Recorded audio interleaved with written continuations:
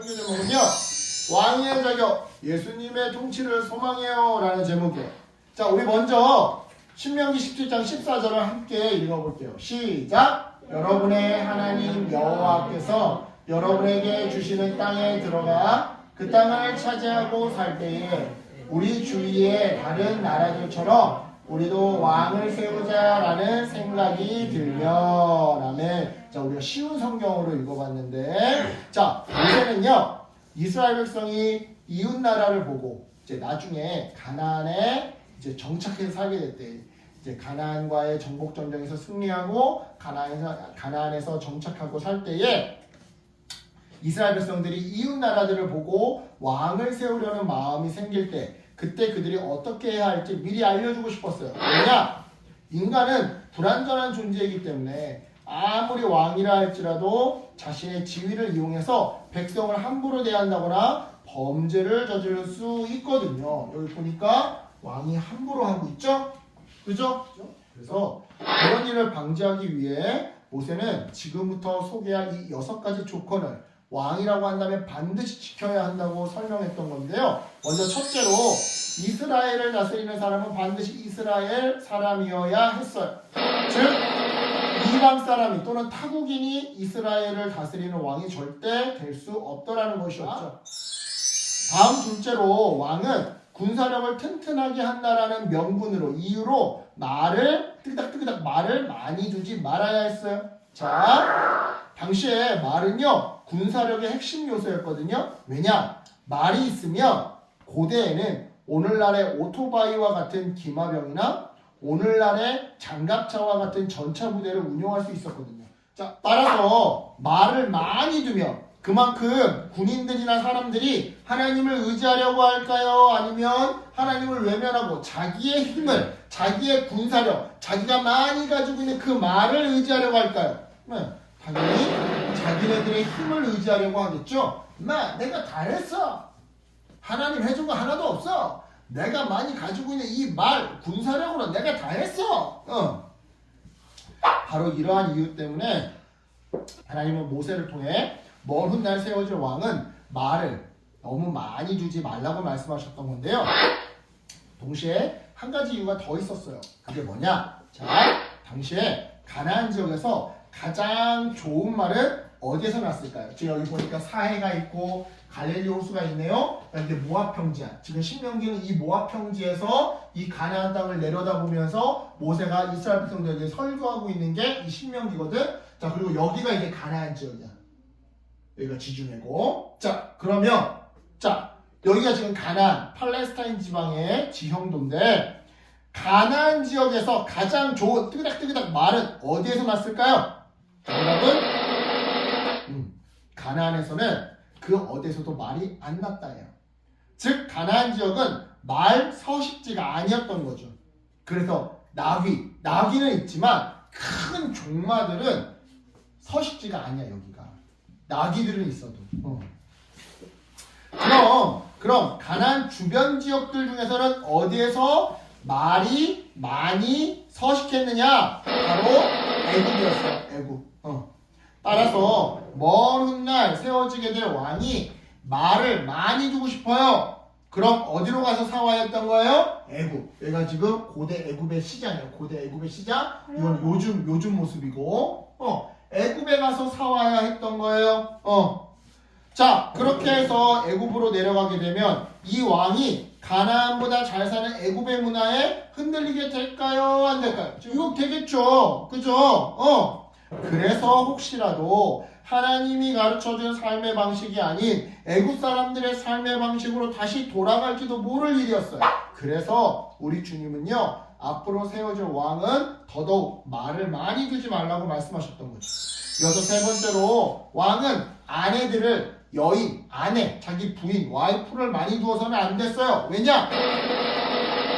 아내가 많으면 하나님을 향한 마음이 멀어지게 되거든요. 지금 우리가 벌써 눈 밑에 다크서클이 딱 있는 게 하나님 생각 없어. 그냥 여자들의 그냥 막 빠져 있는 것 같지 지금, 그치? 여러분 아내가 많아요. 그러면 그 많은 아내들의 마음을 다 만족시키기 위해 이 애를 쓰는 노력하는 과정에서 마음의 여유가 생길까요? 안 생길까요? 안 생기겠죠. 따라서 하나님을 신경 쓰게 될까요? 안 쓰게 될까요? 당연히 신경 쓰지 않게 되겠죠. 실제로 이스라엘에서 가장 지혜롭고 훌륭했던 왕 솔로몬이 이 말씀을 어기고 아내들을 많이 두었다가 결국 하나님께 불순종하게 되는데요. 열왕기상 11장 1절로 2절을 보면 이방의 많은 여인들을 아내로 맞이하는 솔로몬의 모습을 발견하게 돼요.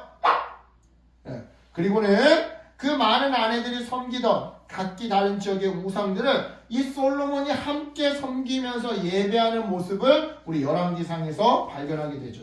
바로 이 솔로몬의 우상 숭배가 이후 이스라엘이 남북으로 갈라지게 되는 그 계기를 마련하게 되는데요. 즉 솔로몬이 많은 아내를 둠으로써 이스라엘은 서서히 멸망하게 되었던 거예요. 그래서 하나님은 모세를 통해 왕이 되고 나면 아내를 많이 두지 말라고, 그래서는 안 된다고 말씀하셨던 거죠.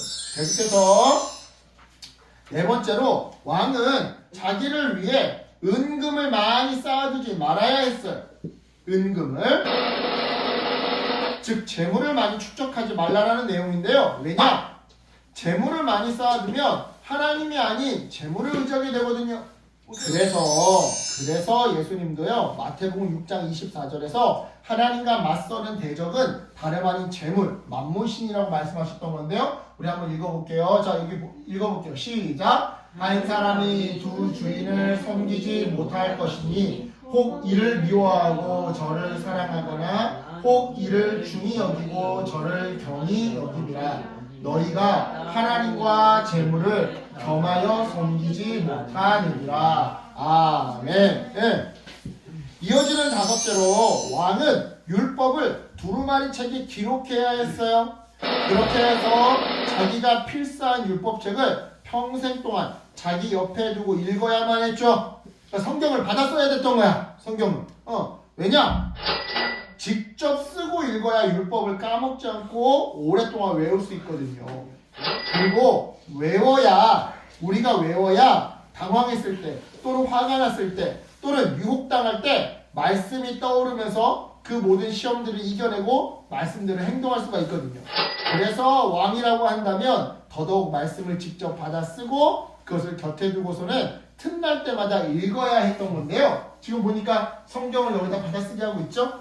끝으로 여섯째로 왕은 교만하지 말아야 했어요. 자, 교만하지 말아야 한다. 이 말은 자기의 감정에 휘둘린다거나 아니면 자기 기준만 옳다고 생각한다거나 아니면 어떤 한 사람의 의견대로만 따라간다거나 하지 말라라는 의미인데요. 즉 어느 쪽으로든 치우치지 말고 율법대로 행하라는 의미였어요. 왜요? 상황이나 사람에 따라 이랬다 저랬다 하는 게 아니라 언제 어디서나 누구 앞에서든 공평해야 그 왕은 오랫동안 나라를 안정적으로 통치할 수 있기 때문이죠. 자, 이렇게 해서 모세는 왕이 될 사람이 항상 지켜야 할 6가지 조건을 전부 당부했어요. 그렇다면 여러분, 이 6가지 조건을 단 하나의 조건으로 간단하게 정리하자면 어떻게 정리할 수 있을까요? 바로 왕이라고 해서 자신의 힘과 능력으로 나라를 다스리려고 하지 말아라 라고 요약할 수 있어요. 즉 하나님만 신뢰하라 라고 요약할 수 있다 이 말이죠. 하지만 아쉽게도 구약의 이스라엘 역사 속에서 수많은 왕들이 있었지만 이 조건에 다 실패하고 말았어요. 이처럼 실패를 거듭한 이스라엘 왕들의 역사는요, 우리에게 사람이란 항상 실패할 수밖에 없다는 사실을 보여줘요. 즉 우리 역시도 나는 실패하지 않을 수 있어 라고 생각하지만 늘 실패할 수밖에 없는 존재라는 것을 알려주더라 이 말이죠. 이런 왕들의 실패의 역사는 왜일까요? 왜 우리는 더 좋은 조건과 더 많은 안정장치를 세워줘도 자꾸만 실패하는 걸까요? 그 이유는요, 우리 모두가 죄인이기 때문이에요. 맞잖아요.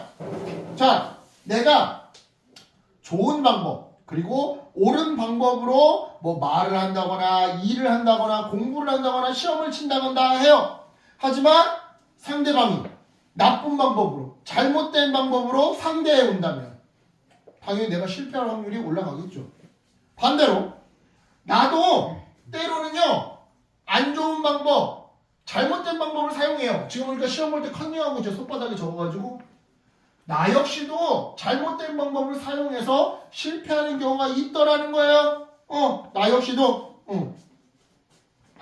그래서 우리 인간이 실패하는 경우가 많은 거예요. 상대방의 잘못 때문이든 나의 잘못 때문이든.